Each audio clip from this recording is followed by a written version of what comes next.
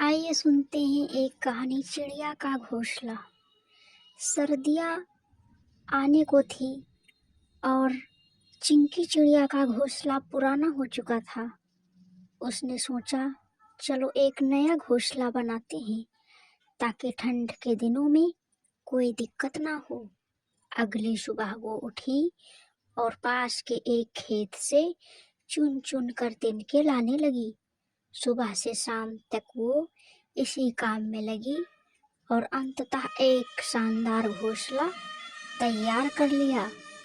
पर पुराने घोंसले से अत्यधिक लगाव होने के कारण उसने सोचा चलो आज एक आखिरी रात उसी में सो लेते हैं और कल से नए घोंसले में अपना आशियाना बनाएंगे। रात में चिंकी चिड़िया वहीं सो गई। अगली सुबह उठते ही वो अपने नए घोंसले की तरफ उड़ी, पर जैसे ही वहां पहुंची उसकी आंखें फटी की फटी रह गईं।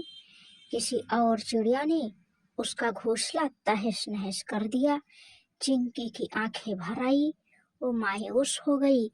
आखिर उसने बड़ी मेहनत और लगन से अपना घोंसला बनाया था और किसी ने रातों रात उसे तबाह कर दिया।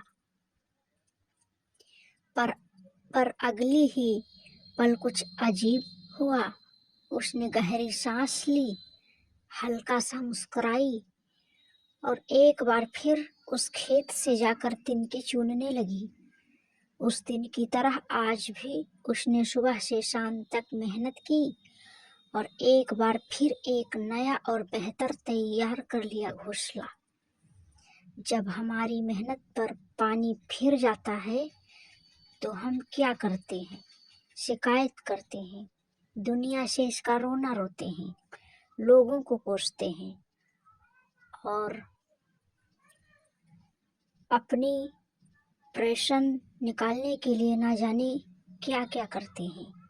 पर हम एक चीज नहीं करते हैं, हम फौरन उस बिगड़े हुए काम को दोबारा सही करने का प्रयास नहीं करते। और चिंकी चिड़िया की ये छोटी सी कहानी हमें ठीक ठीक करने की सीख देती है। घोंसला उजड़ जाने के बाद वो चाहती तो अपनी सारी ऊर्जा औरों से लड़ने, शिकायत करने और बदला लेने की सोचने में लगा देती, पर उसने ऐसा नहीं किया, बल्कि उसी ऊर्जा से फिर से एक नया घोंसला तैयार किया। दोस्तों, जब हमारे साथ कुछ बुरा हो तो हम न्याय पाने का प्रयास जरूर करें, पर साथ ही ध्यान रखें कि कहीं हम अपनी सारी एनर्जी प्रश्न, गुस्से और शिकायत में ही ना गंवा दें। ऐसा करना हमारे ओरिजिनल लॉस से कहीं ज़्यादा नुकसान पहुंचा सकता है। और मैं तो बस यही कहूँगी कि अगर कोई बहुत बड़ी बात ना हुई हो तो उसे अनदेखा करते हुए अपने काम में पुनः लग जाएं, क्योंकि बड़े काम करने के लिए ये जिंदगी छोटी है, इसे बेकार की चीज़ों में नहीं गंवाना चाहिए।